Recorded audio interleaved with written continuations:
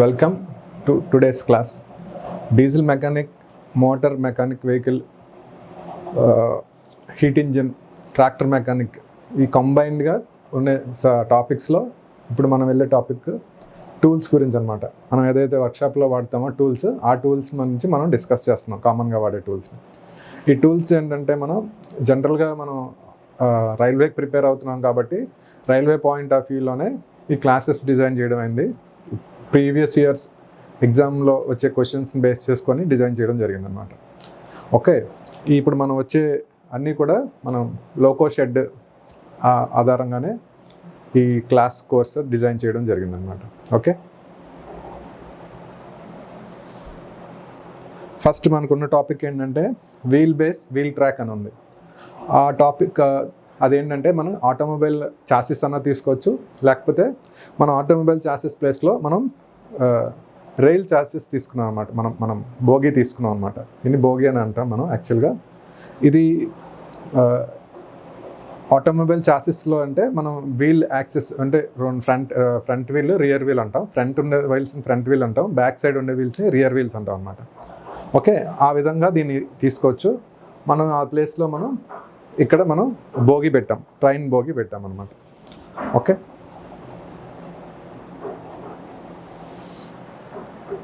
ఇక్కడ ఏంటంటే ఇది wheel base. First wheel track అంటే ఏంటంటే మనకి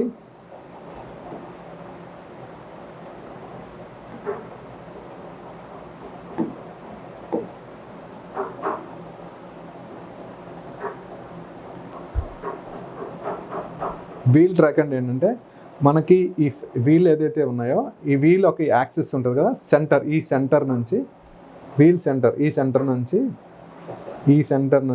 ఈ సెంటర్కి ఉండే డిస్టెన్స్ని వీల్ ట్రాక్ అని అంటాం అనమాట ఇక్కడ. ఓకే, దీన్ని మనం వీల్ ట్రాక్ అని అంటాం అనమాట. ఓకే, ఎగ్జామ్లో అడుగుతారు వాట్ ఈజ్ వీల్ ట్రాక్ అంటే మనం సెంటర్ నుంచి సెంటర్కి ఉన్న దాన్ని వీల్ ట్రాక్ అని అంటాం అనమాట. ఓకే, ఇది ఉంది కదా, ఈ సెంటర్ని, ఈ సెంటర్ దగ్గర నుంచి ఈ వీల్ యొక్క సెంటర్ నుంచి ఈ ఫ్రంట్ వీల్ ఉన్న ఈ వీల్ సెంటర్ యొక్క మధ్యలో ఉన్న డిస్టెన్స్ని మనం వీల్ ట్రాక్ అని అంటాం అన్నమాట. ఓకే, డెఫినేషన్ అయితే మనకు వచ్చేటప్పటికి centre to centre distance between the two front wheels అనమాట. ఓకే, ఈ ఫ్రంట్ వీల్స్ ఉన్నాయి కదా, ఈ ఫ్రంట్ వీల్స్ ఉన్న మధ్యలో ఉన్న డిస్టెన్స్ అనమాట. అంటే సెంటర్ నుంచి సెంటర్, ఈ వీల్ యొక్క సెంటర్ నుంచి ఈ వీల్ యొక్క సెంటర్కి ఉన్న డిస్టెన్స్ని మనం వీల్ ట్రాక్ అని అంటాం అనమాట. Okay, at the same time మనకి వీల్ బేస్ అని అడుగుతారు. వీల్ బేస్ అంటే ఏంటంటే దీన్ని ఫ్రంట్ సైడ్ ఉన్న వీల్స్ని ఫ్రంట్ వీల్స్ అని అంటాం, బ్యాక్ సైడ్ ఉన్న వీల్స్ని రియర్ వీల్స్ అంటాం. మనం కార్స్లో అయినా బస్లో అయినా ఎక్కడ ఆటోమొబైల్స్లో ఎక్కడ యూజ్ చేసినా ట్రక్స్ ఏదైనా కూడా వెనకాల ఉన్న వాటిని రియర్ అని అంటాం, రియర్ వీల్స్ అని అంటాం అనమాట.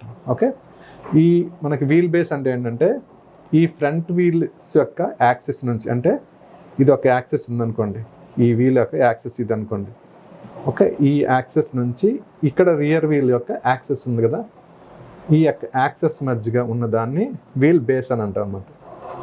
ఒకసారి క్లియర్గా చూడండి, ఈ యొక్క ఫ్రంట్ వీల్ దగ్గర ఉన్న యాక్సిస్ నుంచి రియర్ వీల్ దగ్గరకు ఉన్న యాక్సిస్ మధ్యలో ఉన్న డిస్టెన్స్ని మనం వీల్ బేస్ అని అంటాం అన్నమాట.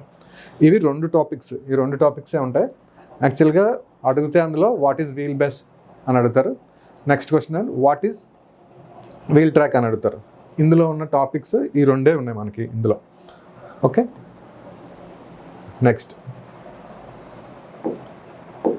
నెక్స్ట్ మనం మెజరింగ్ ఇన్స్ట్రుమెంట్స్ అంటే మనం ఏదైనా వర్క్షాప్లో మనం కొలడానికి ఉపయోగించే సాధనాల్లో మెజరింగ్ టేప్ ఒకటి. మెజరింగ్ టేప్ అనేది మనం జనరల్గా క్లాత్ టేప్తో తయారు చేస్తాం అన్నమాట. జనరల్గా క్లాత్తో ఉంటుంది మెటీరియల్ అనేది. ఇది ఫ్లెక్సిబుల్ అంటే ఎటు పడితే అటు వంచడానికి వీలుగా ఉంటుందన్నమాట. రూమ్ యొక్క కార్నర్స్ కానీ లేదంటే ఏదైనా టైలర్ షాప్స్లో కానీ మీరు కన్స్ట్రక్షన్ ఏరియాలో కానీ ఇవన్నీ మనం చూస్తూ ఉంటాం. వీటిని మనం మెజరింగ్ టేప్ అని అంటాం. ఈ మెజరింగ్ టేప్ ఉన్న డిసడ్వాంటేజ్ ఏంటంటే అది వాడే కొద్దీ సాగిపోతూ ఉంటుంది అన్నమాట. ఇలాగ ఈ విధంగా బాగా సాగిపోతుంటుంది. దానివల్ల ఏమవుతుందంటే ఇప్పుడు సపోజ్ 1 మీటర్ ఉన్న టేప్ మనం తీసుకున్నాం అనుకోండి, ఒక 1 ఇయర్ కానీ లేదంటే ఒక 6 మంత్స్ కానీ ర్యాపిడ్గా మన యూజెస్ బట్టి ఎక్కువ రోజులు యూజ్ చేస్తే ఖచ్చితంగా ఒక 5 mm నుంచి 10 mm వరకు ఇంక్రీజ్ అయిపోతుంది, సాగిపోతుంది అనమాట. సాగిపోవడం వల్ల మనకి అది సాగింగ్ లాగా కనిపిస్తుంది అనమాట. అంటే యాక్యురసీ రాదు, మనకి ప్రెసిషన్గా ఉండదు, మెజర్మెంట్ తేడా వస్తుంది అనమాట. ఓకే, అది ఒక పాయింట్. అయితే రెండో పాయింట్ ఏమవుతుందంటే, అది ఎవరైనా కొలతలు కొలచడానికి వచ్చినప్పుడు కొంతమంది మనకి కాంట్రాక్టర్స్ ఏం చేస్తారంటే, కాంట్రాక్టర్స్ కానీ లేదంటే మన ఎవరైనా వర్కర్స్ కానీ, మనకి ఎవరైతే వర్క్ చేయడానికి వస్తుందో వాళ్ళు ఏం చేస్తారంటే ట్యాంపర్ చేస్తారు. ట్యాంపర్ చేయడం అంటే మన మెజరింగ్ టేప్ని బాగా సాగదీస్తారు అనమాట. అటువైపు ఇటువైపు పట్టుకొని సాగదీస్తే అది సాగిపోతుంది. అప్పుడు మనకి ఏమవుతుందంటే 1 మీటర్ దగ్గర మనకి 10 mm పెరిగినా ఒక 100 మీటర్స్ దగ్గరికి వచ్చేటప్పటికి మనకి 10 times పెరిగిపోతుంది దాని యొక్క ఏరియా. అప్పుడు ఏమవుతుందంటే వాళ్ళకి ఏమవుతుందంటే మనకి 1 మీటర్ దగ్గర మనకి 10 mm చొప్పున అలా పెంచుకుంటూ వెళ్ళిపోయేటప్పటికి మనకి దాదాపు 100 mm అంటే పెరిగిపోతుంది. అంటే 10 centimeters ఎక్సెస్ అమౌంట్ మనం ఇవ్వాల్సి వస్తుంది. అది యాక్యురసీ ఉండదు అనమాట. దానివల్ల మనకి మెజరింగ్ టేప్ ప్లేస్లో మనకి స్టీల్ టేప్ కూడా ఉంటాయి అనమాట. ఆ స్టీల్ టేపు ఈ విధంగా ఉంటుంది. ఇది స్టీల్ టేప్ అనమాట. దీనికి అడ్వాంటేజెస్ ఏంటంటే ఇది సాగడానికి అవ్వదు అనమాట. ఇది దాని ట్రూ లెంత్ ఉంటుంది, ఇది సాగిపోవడానికి అవకాశం ఉంది. ఈ రెండింటికి ఉన్న అడ్వాంటేజెస్ అవన్నమాట. బిఫోర్ ఫస్ట్లో ఇవి ఉండేది, మెజరింగ్ టేప్ ఉండేది, తర్వాత కాలంలో ఇది వచ్చిందనమాట. బట్ ఒక పాయింట్ ఆఫ్ వ్యూలో ఒక పాయింట్ ఆఫ్ సెక్షన్ ఎవరికైనా కావాల్సింది ఇది స్టీల్ టేప్ కావాలంటారు. కొంతమంది దాన్ని ట్యాంపర్ చేయడానికి కోసం మనకి మెజరింగ్ టేప్ కూడా కావాలంటారు. సో ఇండస్ట్రీలో 2 నడుస్తుంటాయి, అంటే 2 పని చేస్తుంటాయి. బట్ ఒక ఎక్స్పీరియన్స్డ్ ఇంజనీర్గా లేకపోతే ఒక ఎక్స్పీరియన్స్డ్ టెక్నీషియన్గా మన డ్యూటీ ఏంటంటే మెజర్మెంట్స్ రాంగ్ రాకుండా చూసుకోవడం అనేది మన duty. So we better prefer steel tape అనమాట, steel rule, steel tape measure తీసుకుంటాం అనమాట. ఓకే, ఇందులో వచ్చే క్వశ్చన్స్ ఏముంటుందంటే దీని యొక్క యాక్యురసీ అడుగుతారు. మెజరింగ్ టేప్ యొక్క యాక్యురసీ అన్న లీస్ట్ కౌంట్ అన్న అనుకోవచ్చు మనం. ఇదేంటంటే 1 mm వరకు మనం మెజర్ చేసుకోవచ్చు, 1 mm వరకు మెజర్ చేసుకోవచ్చు. అదే మనం బ్రిటిష్ యూనిట్స్లో చెప్తే 1/8 ఇంచ్ అని అంటాం అనమాట. 1/8 ఇంచ్ వరకు లీస్ట్ కౌంట్ ఉంటుంది. ఎందుకు బ్రిటిష్ కౌంట్ చెప్పుకుంటున్నామంటే మనం రైల్వేస్ అనేవి చాలా పాతకాలం నుంచి బ్రిటిష్ కాలం నుంచి ఉన్నాయి. కొన్ని మాన్యువల్స్లో ఇంకా బ్రిటిష్ స్టాండర్డ్సే ఫాలో అవుతున్నారు. కాబట్టి మనం కూడా ఒకసారి దాని గురించి టాపిక్ ఒక్కొక్కసారి టచ్ చేస్తూ ఉంటాం. ఒకవేళ పొరపాటున ఎగ్జామ్లో కూడా అది అడిగే ఛాన్సెస్ ఉంటాయి. సో అందుకని ఏంటంటే వీలైనంత వరకు మనం నిమ్మి బుక్స్ని ఫాలో అవుతున్నాం కాబట్టి వాళ్ళు ఎక్కడైతే మనకి బ్రిటిష్ స్టాండర్డ్స్ చెప్పారో అక్కడ మనం మిస్ అవ్వకుండా ఆ స్టాండర్డ్ని చెప్తున్నాం. ఎందుకంటే we don't want to miss ఒక్క బిట్ కూడా. ఓకే, నెక్స్ట్ ఇంకోటి ఏంటంటే టూల్. దీని పేరు మనం మెజరింగ్ టేప్ అని చెప్పుకున్నాం. ఇది ఫ్లెక్సిబుల్ టేపు. ఫ్లెక్సిబుల్ అంటే అది క్లాత్తో ఉంటుంది కాబట్టి అది ఎటైనా దాన్ని ఫ్లెక్సిబుల్ అవుతుంది. అది మెటీరియల్స్ ఎలా వాడతామంటే స్టార్టింగ్లో రిబ్బన్ క్లాత్ అని వచ్చేది. రిబ్బన్ క్లాత్ అంటే అది ఒక కాటన్ క్లాత్ లాగా ఉంటుంది, రిబ్బన్ మెటీరియల్ లాగా ఉంటుంది. దాని మీద మనం మార్కింగ్ చేయబడి ఉంటుంది అనమాట. అంటే నెంబర్స్ మార్క్ చేయబడి ఉంటుంది. 10 mm, 1 mm, 1 centimeter, 1 inch అని ఒక సైడ్ ఎంఎంలో ఉంటే ఇంకో సైడ్ ఇంచెస్లో ఉంటుంది అనమాట. ఏదైనా ఇప్పుడు అలాగే ఉంటాయి. సో ఆ విధంగా రిబ్బన్ టేప్ ఉండేది. దాని తర్వాత ప్లాస్టిక్తో వచ్చింది. దాని తర్వాత ఫైబర్ గ్లాస్ కూడా ఉంటుందన్నమాట. ఇవన్నీ కూడా మెటీరియల్స్ మనం వాడడానికి ఉపయోగపడుతుంది. ఓకే, ఇప్పుడు దాని తర్వాత వచ్చింది ఏంటంటే మెటల్ స్ట్రిప్స్ వచ్చాయి. మెటల్ స్ట్రిప్స్ అంటే మనం చెప్పుకున్నాం కదా, మీరే చూస్తుంటారు, ఇటువంటి మెటల్ స్ట్రిప్స్ వస్తాయి. ఇది స్ప్రింగ్తో కనెక్ట్ చేసిపడి ఉంటుంది లోపల. దీన్ని మనం ఎంతవరకు కావాల్సిన అంతవరకు మెజర్మెంట్ చేసుకుంటాం. అంటే ఒక పర్సన్ కూడా మెజర్ చేయడానికి వీలుగా ఈ చివరిన కార్నర్లో ఎడ్జెస్ ఉంటారు. ఈ ఎడ్జ్ని మనం ఒక ఎడ్జ్ని అలాగా లాక్ చేసుకొని దాన్ని మనం మెజర్ చేసుకోవడానికి వీలవుతుంది అనమాట. ఇది మెజర్ టేప్ ఉంటుంది. ఇది ఎక్కడైతే మనం వదిలేస్తామో మళ్ళీ ఇది ఆటోమేటిక్గా దాని అంతటా రోల్ అయిపోతుంది. ఇది స్టీల్ రూల్లో ఉండే ఒక అడ్వాంటేజెస్ అనమాట. ఇందులో డిఫరెంట్ సైజెస్ ఉంటాయి. 5 mm నుంచి 5 meters నుంచి 30 meters వరకు ఉంటుంది టేప్స్. మ్యాక్సిమం ఈ క్లాత్ టేప్, ఈ రిబ్బన్ క్లాత్ టేప్స్ అయితే 30 meters వరకు ఉంటుంది. 30 meters to 60 meters వరకు ఉంటుంది అనమాట. ఓకే, దీని యొక్క లిమిటేషన్స్ అంటే accuracy is compromised over long distance due to elongation and sag. మనం అంతా చెప్పుకున్నాం కదా. దీని యొక్క లిమిటేషన్, ఈ మెజరింగ్ టేప్ వల్ల లిమిటేషన్ ఏంటంటే లాంగ్ డిస్టెన్స్ మనం మెజర్ చేసినప్పుడు మనకి ఎలాంగేషన్ ఒకటి, సాగ్ వల్ల అంటే ఎక్కువ ఫ్రీక్వెంట్గా వేర్ అండ్ టీర్ అంటాం కదా, ఎక్కువ అరిగిపోవడం వల్ల మెజర్మెంట్స్ మిస్ అయిపోతే నెక్స్ట్ ఏంటంటే అదేవిధంగా సాగిపోతుంది. దానివల్ల మనకి అక్యురసీ రాదు, ఎంఎంలో తేడా వస్తుంది, కొన్నిసార్లు సెంటీమీటర్ కూడా తేడా వస్తుంది. దీని యొక్క డిసడ్వాంటేజెస్ అదనమాట. ఓకే, దీని యొక్క రేంజెస్ మనం మామూలు స్టీల్ రూల్స్ అయితే 3 mm, 3 మీటర్ 5 మీటర్ 10 మీటర్స్ వరకు ఉంటుంది. మనకి దాని మీటర్స్లో అడిగే ఛాన్సెస్ తక్కువ. మీటర్స్ ఎన్ని మీటర్స్ ఉంటుందని అడగరు, ఒక మెటీరియల్ అడుగుతారు, దాన్ని మోస్ట్లీ మెటీరియలే అడుగుతారు. లేకపోతే దీని యొక్క మెటీరియల్ అడుగుతారు. నెక్స్ట్ ఏంటంటే దీని అడ్వాంటేజెస్ అడుగుతారు అంతే. నెక్స్ట్ లీస్ట్ కౌంట్ అడిగే ఛాన్సెస్ ఉంటుంది. ఓకే, నెక్స్ట్ టాపిక్ వచ్చి స్టీల్ రూల్. మనం దీన్ని యాక్చువల్గా జనరల్గా మనం వర్క్షాప్స్లో మనం ఈ స్టీల్ రూల్స్ని వాడతాం. ఈ స్టీల్ రూల్ ఏంటంటే ఎంఎస్ ఫ్లాట్ ప్లేట్ కానీ, లేదా ఎంఎస్ రాడ్ కానీ, లేదంటే ఏదైనా ఒక డిస్టెన్స్ కొలడానికి మనం దీన్ని స్టీల్ రూల్స్ ఎక్కువ వాడుతుంటాం అనమాట. నేను ఇంతకుముందు మనం మెజరింగ్ టేప్ చూస్తున్నాం. మెజరింగ్ టేప్ తర్వాత స్టీల్ రూల్, తక్కువ డిస్టెన్స్ని మనం స్టీల్ రూల్తో కొలుస్తాం. మెజరింగ్ టేప్ అంటే లాంగ్ డిస్టెన్స్, దాన్ని మనం మెజరింగ్ టేప్తో కొలుస్తాం. ఓకే, ఇప్పుడు మనకి దాదాపు 150 mm, 150 mm, 300 mm, 600 mm రేంజ్లో మనకి ఈ స్కేల్స్ స్టీల్ రూల్స్ అవైలబిలిటీలో ఉంటుంది. మనం ఆ చిన్న డిస్టెన్స్లో అంటే 150 mm వరకు మనకు కావాలనుకోండి, ఇది స్టీల్ రూల్ తీసుకుంటాం అనమాట. ఈ స్టీల్ రూల్ యొక్క మెటీరియల్స్ అవి ఒకసారి చూద్దాం. ఈ స్టీల్ రూల్ మెటీరియల్ ఏంటంటే స్ప్రింగ్ స్టీల్ కానీ స్టెయిన్లెస్ స్టీల్తో కానీ తయారు చేస్తారు. స్టీల్ రూల్ అనేది ఈ స్టీల్ చేసిన తర్వాత మనకి ఈ విధంగా స్టీల్ రూల్ ఉంటుంది. దీన్ని ఏం చేస్తారంటే దీనిపైన ఒక సాటిన్ క్రోమ్ అనేది దీనిపైన ఒక సర్ఫేస్ లాగా దానికి ఒక లేయర్ లాగా వేస్తారు. ఒక పోత అని అంటారు, ఒక పోతలాగా వేయడం జరుగుతుంది. ఇది వేయడం వల్ల ఏంటవుతుందంటే దీని యొక్క గ్లేర్ మనకి కొట్టకుండా ఉంటుంది. అంటే దీని యొక్క మెటల్ కాబట్టి, ఇది స్ప్రింగ్ స్టీల్ కాబట్టి దీని యొక్క రిఫ్లెక్షన్ ఎక్కువ ఉంటుంది, అంటే షైనింగ్ ఎక్కువ ఉంటుంది. దానివల్ల ఏంటంటే మనకి కంటికి రిఫ్లెక్షన్ గ్లేర్ కొడుతుంది. అలాంటి గ్లేర్ తగ్గించడం కోసం ఈ సాటిన్ క్రోమ్ ఫినిష్ని ఒకటి వాడతారనమాట. అట్ ద సేమ్ టైం మనకి ఇవి ఏదైతే ఉన్నాయో మనకి ఇవి ఉన్నాయి కదా, మార్క్స్ ఉన్నాయి కదా, ఈ మార్క్స్ కూడా చెరిగిపోకుండా సాటిన్ క్రోమ్ ఫినిష్ చేస్తారన్నమాట దీనిపైన. దీని యాక్యురసీ వచ్చేటప్పటికి 0.5 mm అనమాట. అంటే మనకి 0.5 mm అంటే ఇది మనం 1 mm తీసుకుంటే ఇక్కడ నుంచి ఇందులో చూద్దాం. మనం ఇక్కడ నుంచి ఇక్కడికి 1 mm చూసుకుంటే ఇందులో సగం అనమాట, అప్రాక్సిమేట్గా ఇందులో హాఫ్ అనమాట. అంటే 1 mmలో హాఫ్ పార్ట్ వరకు మనం లీస్ట్ కౌంట్ తీసుకోవచ్చు అనమాట. 0.5 mm వరకు తీసుకోవచ్చు అనమాట. ఓకే, ఇందులో స్కేల్స్ అని చెప్పుకున్నాం 150 mm, 300 mm, 600 mm సైజెస్లో ఉంటుంది అనమాట. ఓకే, ఇది మనం ఎప్పుడు వాడతామంటే, ఫర్ ఎగ్జాంపుల్ మనం ఒక వర్క్ పీస్ ఉంది, ఆ వర్క్ పీస్ మీద మనం ఏదైనా ఒక స్ట్రైట్ లైన్ అది గీస్తాం, స్క్రైబర్తో గీస్తాం అనమాట. గీయడానికి సహాయంగా దీన్ని మనం స్టీల్ రూల్ని వాడతాం అనమాట. దీనిలో అడిగే క్వశ్చన్స్ ఏంటంటే దీని మెటీరియల్ అడుగుతారు, దీని యొక్క లీస్ట్ కౌంట్ అడుగుతారు. Okay,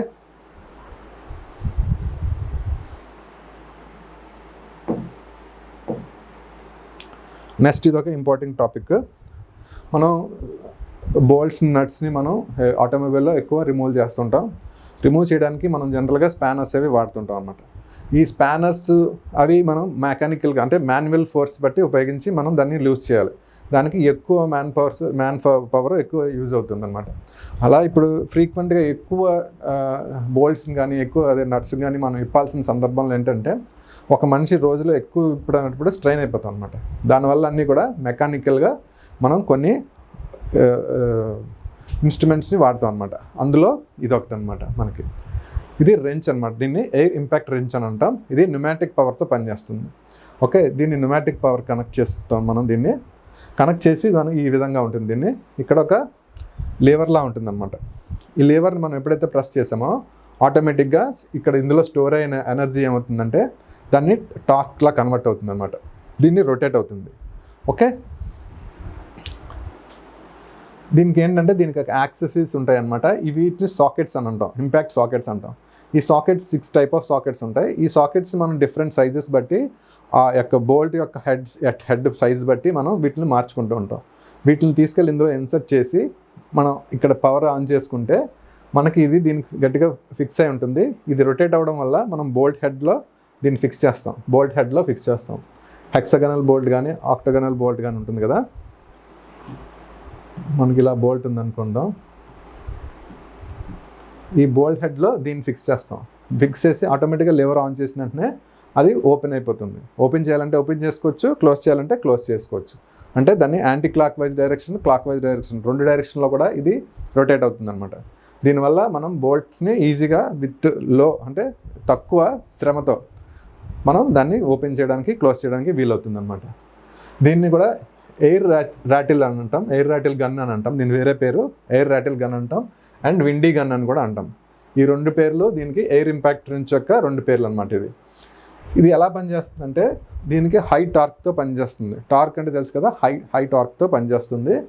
it works by storing energy in rotating mass and suddenly delivering this energy to the shaft అనమాట. ఇక్కడ ఏం చేస్తుంది, ఎనర్జీ స్టోర్ చేసుకుని ఉంటుంది. మనం స్విచ్ ఆన్ చేసిన వెంటనే ఇది దీన్ని ఓపెన్ చేసి ఈ యొక్క ఎనర్జీని దానికి ఈ సాకెట్స్కి కన్వర్ట్ చేస్తుంది. ఆ సాకెట్స్ ద్వారా అవి రొటేట్ అవుతాయి అన్నమాట. ఓకే, అది దీని యొక్క ఎయిర్ ఇంపాక్ట్ రించ్ యొక్క యూజెస్, దీని యొక్క డీటెయిల్స్ అన్నమాట. ఓకే, ఇది ఎలా పనిచేస్తుందంటే కంప్రెస్డ్ ఎయిర్తో పనిచేస్తుంది. దీని యాక్సెసరీస్ వచ్చేటప్పటికి హార్డ్ అండ్ ఇంపాక్ట్ సాకెట్స్ అన్నమాట. ఓకే, నెక్స్ట్ ఇట్లాంటి రెంచెస్ ఉంటాయి. అంటే మామూలు టైప్ ఆఫ్ రెంచెస్ కూడా ఉంటాయి. కంప్రెస్డ్ ఎయిర్తో పనిచేసేవన్నీ కూడా, వాటిని మనం చిన్న చిన్న ఆపరేషన్స్లో వాడతాం. ఇది హెవీ, ఎక్కువ టార్క్ ఎక్కువ, అంటే మనం పెద్ద బోల్ట్స్ నట్స్ రిమూవ్ చేసేటప్పుడు వాడతాము. తక్కువ చేసే సందర్భంలో వాడే రెంచెస్ గురించి ఒకసారి చూద్దాం. ఇది వచ్చేటప్పటికి ఎయిర్ ర్యాచెట్ అని అంటాం. ఇది కూడా యాక్చువల్గా మనకి నార్మల్ ర్యాచెట్ లాగే పనిచేస్తుంది. ఇదేంటంటే హై స్పీడ్ ఉంటుంది, అంటే రొటేషన్ స్పీడ్ ఎక్కువ ఉంటుంది, టార్క్ తక్కువ ఉంటుంది అనమాట. టార్క్ తక్కువ ఉండడం వల్ల ఎక్కువ టైట్గా ఉన్న దాన్ని మనం లూజ్ చేయడానికి వీలవ్వదు. ఇది స్పీడ్ మాత్రం ఎక్కువ తిరుగుతుంది, త్వరగా బయటకు వచ్చేస్తుంది, నట్టు బోల్ట్ బయటకు వచ్చేస్తుంది అనమాట. ఇది కూడా clock wise direction, anti clock wise డైరెక్షన్లో తిరుగుతుంది అనమాట. ఓకే, ఇది ఎయిర్ ర్యాచెట్. దీని యొక్క స్ట్రక్చర్ ఎలా ఉంటుంది, ఈ విధంగా మనకి ఇక్కడ ఆన్ చేసుకోవడం, ఈ లెవర్ ఆన్ చేసుకోవడం వల్ల ఇది మూవ్ అవుతుంది అనమాట, ఇక్కడ రొటేట్ అవుతుంది అనమాట.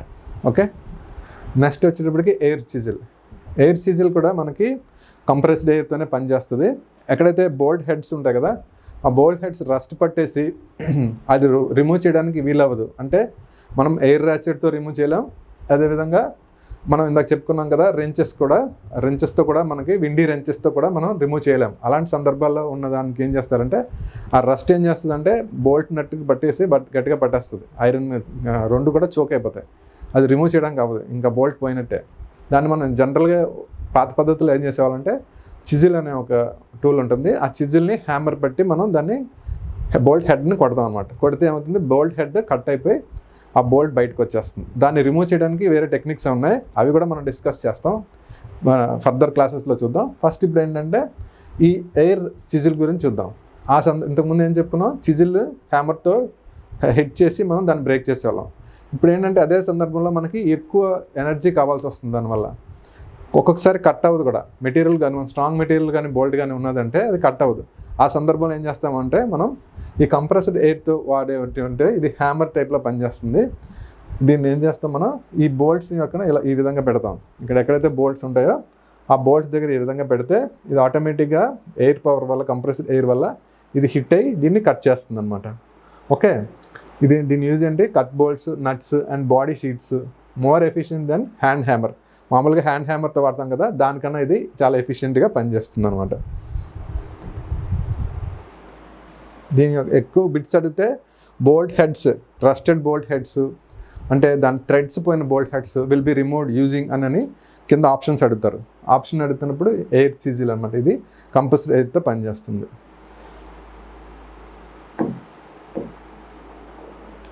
ఇది పంచెస్ అనమాట. పంచెస్ అనేది ఏంటంటే మనకి ఏదైనా ఒక వర్క్ షీట్ మీద, వర్క్ పీస్ మీద మనం మార్కింగ్ చేస్తాము, స్క్రైబర్తో మార్క్ చేసుకుంటాం. ఫస్ట్ లైన్ అంతా మార్క్ చేస్తాం. ఆ స్క్రైబర్తో మార్క్ చేసిన దాని మీద పంచింగ్ చేసి మనం కొంచెం థిక్ లైన్స్గా పెట్టడానికి, థిక్ లైన్ గీయడానికి అవుతుంది. ఈ పంచెస్ ఉపయోగిస్తాం అనమాట. ఓకే, ఇది హెచ్సిఎస్తో తయారు చేయబడి ఉంటుంది. ఇది యాక్చువల్గా దీని యొక్క పంచ్ ఏంటంటే, ఇది ప్రిక్ పంచ్. దీని యాంగిల్ వచ్చేటప్పటికి 60 degrees or 30 degrees ఉంటుందన్నమాట. ఇది ఎప్పుడు వాడతామంటే బిఫోర్ సెంటర్ పంచింగ్ వాడతాం. సెంటర్ పంచ్ కన్నా ముందు స్టేజ్లో మనం దీన్ని వాడతాం అనమాట. దీని యాంగిల్ 60 degrees కానీ 30 degrees కానీ ఉంటుందన్నమాట. ఓకే, ఇది ఫస్ట్ మనం ఇది మార్క్ చేసుకున్న తర్వాత మనకి ఇప్పుడు సపోజ్ ఇక్కడ ఏదైనా అలా ఒక వర్క్ పీస్ ఉంది. ఈ వర్క్ పీస్ మీద ఇలా ఇక్కడ ఒక సర్కిల్, ఇలాగ హోల్ డ్రిల్ చేయాలి. ఇక్కడ మనం ఏం చేస్తామంటే ఫస్ట్ దీన్ని మనం స్క్రైబర్తో ఇలా మార్క్ చేసుకుంటాం. మార్క్ చేసిన తర్వాత మనం ఈ ప్రిక్ పిన్స్తో ఇలా డాట్స్ అలా పెట్టుకుంటాం అనమాట. ఇక్కడ ఒక హోల్ డ్రిల్ చేయాలి. ఇక్కడ డ్రిల్ చేసినప్పుడు ప్రిక్ పిన్స్తో ఇలా డ్రిల్ చేస్తాం. దీని తర్వాత మనం ఫర్దర్గా సెంటర్ పంచ్ ఉపయోగించి దాన్ని పెద్దది ఎన్లార్జ్ చేస్తాం. అక్కడ ఏం చేస్తామంటే డ్రిల్ బిట్ పెట్టడానికి వీలవుతుంది అనమాట. ఇది యొక్క ప్రిక్ పంచ్ యొక్క యూజెస్ అనమాట. ప్రిక్ పంచ్ ఎక్కువ అడిగేది ఏంటంటే యాంగిల్ అడుగుతాడు అనమాట. దీని యాంగిలే అడుగుతాడు. ఓకే,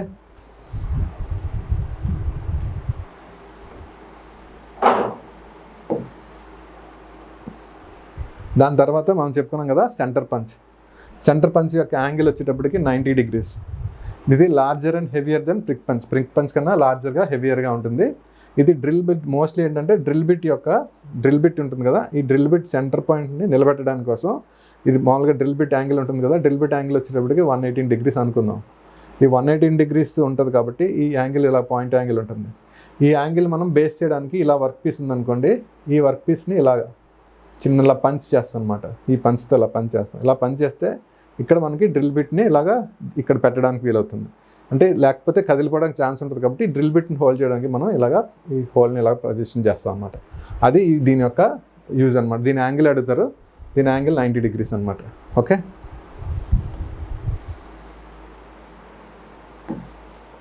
ఇంకో కొన్ని నార్మల్ పంచెస్ ఉంటాయి. ఆ పంచెస్ ఏంటంటే హాలో పంచ్ అంటాం. హాలో పంచ్ అంటే ఏం లేదు, పంచ్ ఉంటుంది, లోపలంతా ఖాళీగా ఉంటుంది అనమాట. ఈ విధంగా ఉంటుంది. ఈ విధంగా ఉంటుంది. ఇదంతా లోపలంతా ఖాళీగా ఉంటుంది అనమాట. ఈ పంచ్ దేనికి ఉపయోగిస్తామంటే మనకి ఏదైనా ఒక షీట్ ఉంది, సపోజ్ ఆటోమొబైల్ కార్ ఉంది, ఆ షీట్కి మనం ఏదైనా బోల్ట్స్ కానీ నట్స్ కానీ దాన్ని మనం కావాలి అక్కడ హోల్డ్ చేయాలి, డ్రిల్ చేయాలనుకోండి. ఇక్కడ ఏం చేస్తామంటే ఈ హాలో పంచ్ పెట్టి ఈ షీట్ మీద ఉందనుకోండి, ఈ షీట్ ఇలా ఉందంటే ఈ విధంగా ఇలా పంచ్ పెట్టి కొడితే ఈ మెటీరియల్ బయటకు వచ్చేస్తుంది, రిమూవ్ అయిపోతుంది. ఇక్కడ మనం బోల్ట్ కానీ నట్ కానీ వేస్తాం. ఇక్కడ చూసారు కదా, ఈ విధంగా ఒక సర్కిల్ ఉంది, ఒక రింగ్ ఉంది. ఆ రింగ్కి ఇక్కడ ఈ హాలో పంచ్ని ఉపయోగించి మనం ఏం చేస్తాం, ఇక్కడ మెటీరియల్ రిమూవ్ చేసాం. ఆ విధంగా ఇది హాలో పంచ్ ఉపయోగపడుతుంది అనమాట. ఇది సాఫ్ట్ మెటీరియల్స్కి వాడతాం. నెక్స్ట్ లెదర్ ఉంటుంది కదా, లెదర్ బ్యాగ్స్ కానీ లెదర్ వాటిని, లేకపోతే సీట్ కవర్స్ కానీ వాటిని యొక్క పైన మెటీరియల్ హోల్స్ కావాల్సినప్పుడు దీన్ని వాడతాం అన్నమాట. గ్యాస్కట్స్కి అదేవిధంగా మన ఇంజిన్లో ఉన్న గ్యాస్కట్స్ ఉంటాయి కదా, ఆ గ్యాస్కట్స్కి బోల్ట్స్ నట్స్ పెట్టడానికి మనం హోల్స్ చేయాల్సి వస్తుంది అనమాట. డ్రిల్లింగ్ అవ్వదు కాబట్టి పంచ్తో ఉపయోగిస్తే మనకి ఈజీగా మెటీరియల్ రిమూవ్ అయిపోతుంది. అది హాలో పంచ్ దాని దగ్గర వాడతాం, ఆ సందర్భంలో వాడతాం. నెక్స్ట్ ఇంకోటి ఏంటంటే సాలిడ్ పంచ్ సేమ్ దాని విధంగానే పనిచేస్తుంది. బట్ ఏంటంటే హాలో షేప్ ఉండదు, ఇది సాలిడ్గా ఉంటుంది, కింద మొత్తం సాలిడ్ ఉంటుంది. దీన్ని ఉపయోగించి కూడా మనం మెటీరియల్ని రిమూవ్ చేయడానికి అవుతుంది ఈ విధంగా. ఇప్పుడు ఈ షీట్ ఉంది కదా, ఈ షీట్ ఒక బ్లాంక్ షీట్ ఉంటుంది. ఈ కింద సపోజ్ మనకి ఏ సైజ్ కావాలో ఆ హోల్ కావాల్సిన బోల్ట్ కానీ నట్ కానీ ఇక్కడ ప్లేస్ చేసుకుంటాం, ఇక్కడ బేస్ చేస్తాం. అంటే ఇక్కడ ఇలా హోల్ అలాగ వస్తుంది అనమాట. ఈ హోల్ వస్తే ఈ దగ్గర దీన్ని ఇలా పెట్టి మనం ఎప్పుడైతే కొడతామో ఈ పంచ్లో నుంచి ఈ ఉన్న గ్యాప్ కిందకి పడిపోతుంది అనమాట. కిందకి పడిపోయి ఇక్కడ హోల్ ఏర్పడుతుంది. అది సాలిడ్ పంచ్ యొక్క యూజెస్ అనమాట. సాలిడ్ పంచ్ యొక్క యూజెస్ అది. దాని తర్వాత పిన్ పంచ్ అని అంటాం. పిన్ పంచ్ ఏం చేస్తామంటే ఎక్కువగా మనం ఎక్కడైనా ఏదైనా డొవెల్స్ కానీ ఏమైనా పెడుతుంటాం. అంటే కొన్ని ఆపరేషన్స్లో మనం డొవెల్స్ కానీ ఏదైనా లోపల ఇన్సర్ట్ చేసిన ఆ టూల్స్ని బయటకు తీయడానికి మనం పిన్ పంచ్ పెట్టి కొడతాం అనమాట. ఈ విధంగా పిన్ పంచెస్ ఉంటాయి. మనం ఏదైనా ఒక మిషన్లో మనం డొవెల్స్ కానీ పిన్స్ కానీ పెడతాం, వాటిని రిమూవ్ చేయడానికి దీన్ని ఉపయోగిస్తాం అనమాట. ఈ pin punch available in sets of 5 pins ఉంటాయి. ఇది సైజెస్ వచ్చేటప్పటికి 3, 4, 5, 6 and 8 mm మనకి ఆ పంచెస్ లభిస్తుంటాయి, ఈ పిన్ పంచెస్ అనమాట. Okay, driving out of the dowels and pins అనమాట. దీని ఉపయోగం ఏంటంటే డొవెల్స్ కానీ పిన్స్ కానీ బయటకి తీయడానికి ఈ పంచ్ అనేది పనిచేస్తుంది. ఇదే విధంగా నెంబర్ పంచెస్ అని ఉంటాయి. నెంబర్ పంచెస్ అంటే ఇక్కడ మనకి ఇలాగే ఉంటుంది పంచ్, ఇక్కడ నెంబర్ ఉంటుంది అనమాట. అంటే 1 to 0 to 9 వరకు ఉంటుంది. 0, 1, 2, 3, 4, 5, 6, 7, 8, 9 అని ఉంటుంది. మనం చాసిస్ మీద ఉంటుంది కదా, చాసిస్ మీద వాటి మీద నెంబర్ వేసేటప్పుడు ఈ లెటర్ పంచ్ని కానీ నెంబర్ పంచ్ని కానీ వాడతాం. A to Z వరకు లెటర్ పంచెస్ ఉంటాయి. అది కూడా మనం చాసిస్ మీద నెంబర్ వేయడానికి. సపోజ్ C6366 అనే నెంబర్ ఉందనుకోండి, దాన్ని మనం ఎక్కడన్నా ఒక చాసిస్ మీద రాయాలంటే పెయింట్తో రాస్తాం. పెయింట్ వెళ్ళిపోతుంది, చెరిగిపోతుంది. సో మనకి ఏం చేస్తుందంటే ఈ పంచెస్ ఉంటాయి కదా, నెంబర్ పంచెస్ కానీ లేదంటే లెటర్ పంచెస్ కానీ ఉంటాయి, వాటిని ఉపయోగించి మనం హ్యామర్తో స్ట్రైక్ చేసినప్పుడు దీని యొక్క ఇంప్రెషన్స్ ఆ చాసెస్ మీద పడే ఛాన్సెస్ ఉంటుంది.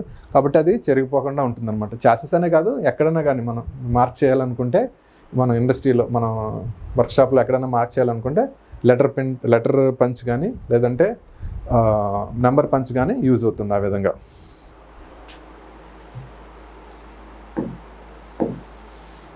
మనం చెప్పుకున్నాం కదా కోల్డ్ చిజిల్ ఏం చేస్తుంది, మనకి ఎక్సెస్ మెటీరియల్ని రిమూవ్ చేయడానికి మనకి, లేదంటే ఏదైనా స్లాట్స్ కానీ గ్రూవ్స్ కానీ కట్ చేయడానికి మనకి ఈ చిజిల్ని ఉపయోగిస్తాం అనమాట. ఓకే, ఈ చిజిల్ ఇలా ఉంటుంది, దీన్ని హెడ్ అని అంటాం. ఇది బాడీ, ఇది వచ్చేటప్పటికి పాయింట్ అంటాం. ఇది జనరల్ చిజిల్ ఈ విధంగా ఉంటుందన్నమాట. దీని యొక్క మెటీరియల్ వచ్చేటప్పటికి హై కార్బన్ స్టీల్ HCSతో వాడతాం. అదేవిధంగా క్రోమ్ వెనాడియం స్టీల్. మనకి మరీ ఎక్కువ టఫ్నెస్ అంటే ఎక్కువ హార్డ్గా ఉండాలంటే క్రోమ్ వెనాడియం స్టీల్ వాడతాం. నార్మల్ అన్నిటిస్ కూడా హై కార్బన్ స్టీల్ HCSని వాడుతుంటాం అనమాట.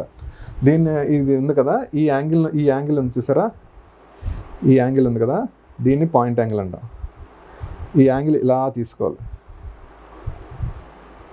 ఇలా ఈ యాంగిల్ వచ్చేటప్పటికి దీన్ని పాయింట్ యాంగిల్ అంటాం.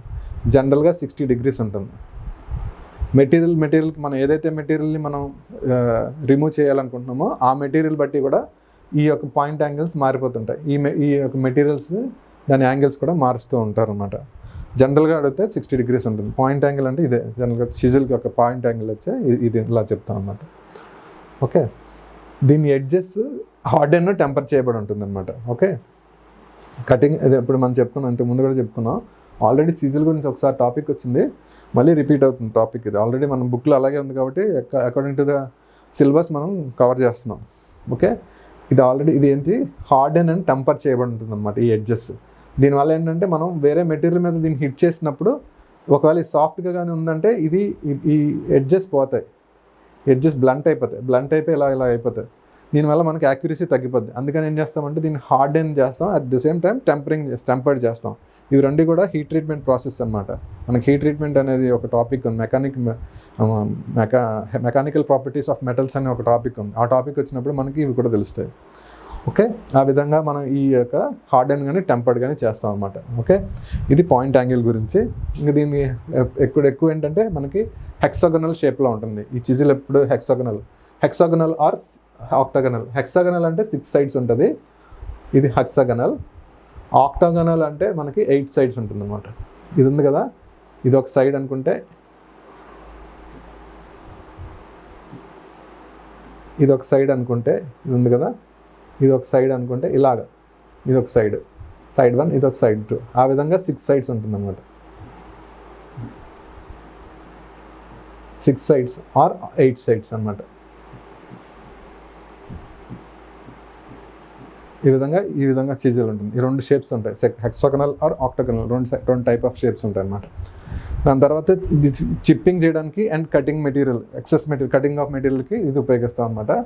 ఇందులో వచ్చే ఇంపార్టెంట్ టాపిక్స్ అంటే ఇంపార్టెంట్ బిట్స్ అంటే ఇవే వస్తాయి. ఇందులో దాటి వెళ్ళడానికి చాలా తక్కువ ఛాన్సెస్ అలా.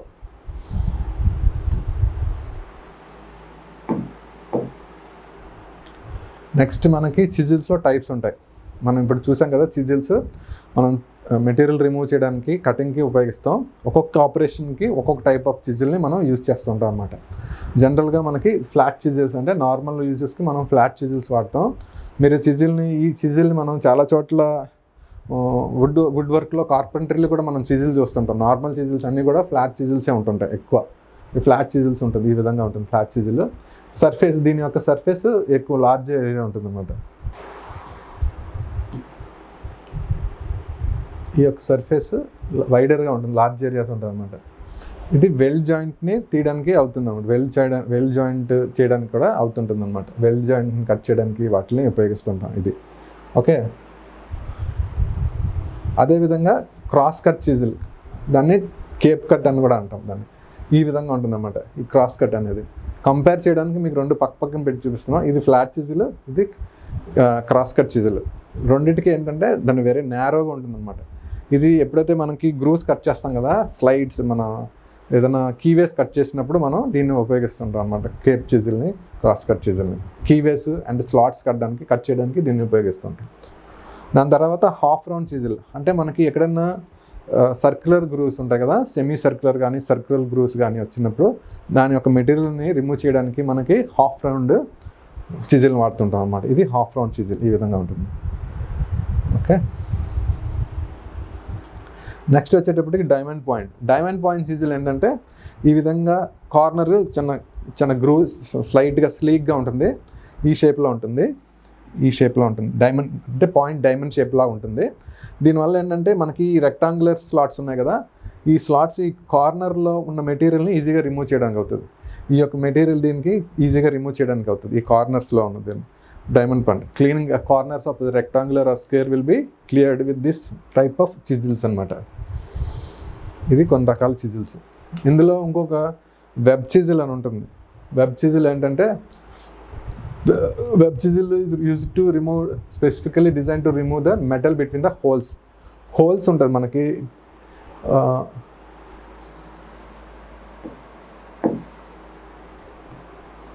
ఇలా ఏదైనా ఉందనుకోండి, ఇలా ఏదైనా హోల్స్ ఉన్నాయనుకోండి, ఈ హోల్స్ ఈ మెటీరియల్స్ ఉంటాయి కదా, ఈ మెటీరియల్స్ని ఏదైనా రిమూవ్ చేయడానికి దాన్ని మనకి ఈ వెబ్ చిజిల్ని వాడుతుంటాం అనమాట.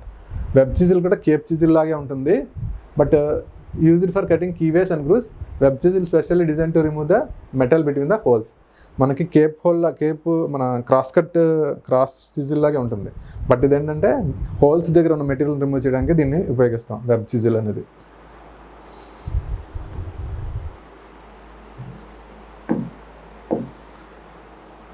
ఇప్పటివరకు చూసిన టాపిక్స్ని ఒకసారి మనం రివైజ్ చేసుకున్నట్టు ఒకసారి చూద్దాం బ్రీఫ్గా.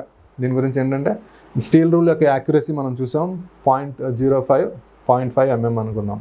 At the same time prick punch angle వచ్చేటప్పటికి 30 or 60 degrees. ఓకే, జనరల్గా మనం 60 degrees అనే అనుకుంటాం.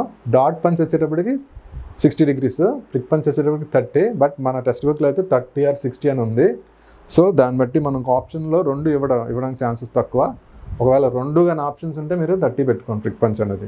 డాట్ పంచ్ అనేటప్పుడు కూడా 60 degrees ఉంటుందండి. సెంటర్ పంచ్ అనేది 90 degrees ఉంటుంది. ఓకే, వీల్ బేస్ అంటే మనం చెప్పుకున్నాం కదా, ఫ్రంట్ టు రియర్ సెంటర్ అనమాట. ఫ్రంట్ వీల్స్ దగ్గర నుంచి రియర్ సెంటర్ని వీల్ బేస్ అని అనుకుంటాం. క్రాస్ కట్ చిజిల్ అనేది కీవేస్ కట్ చేయడానికి ఉపయోగిస్తాం. Cross cut keys support material ఏం చేస్తాం, అండ్ గ్రెయిన్ వుడ్. ఇప్పుడు మనం ఏదైనా ఒక చిజిల్ కానీ లేదంటే పంచెస్ కానీ ఉపయోగించినప్పుడు మనం కింద బేస్ కదని వుడ్ వాడాలన్నమాట. వుడ్ వాడడం వల్ల షాక్ అబ్జర్వ్ చేసుకుంటాం. చిజిల్ మెటీరియల్ రిమూవ్ చేసేటప్పుడు షాక్ అబ్జర్వ్ చేసుకోవడానికి వీలవుతుంది. అది దీనికి యూజ్ అవుతుంది అనమాట. ఆ విధంగా ఈ యొక్క చాప్టర్ యొక్క ఇంపార్టెంట్ టాపిక్స్ ఇవి.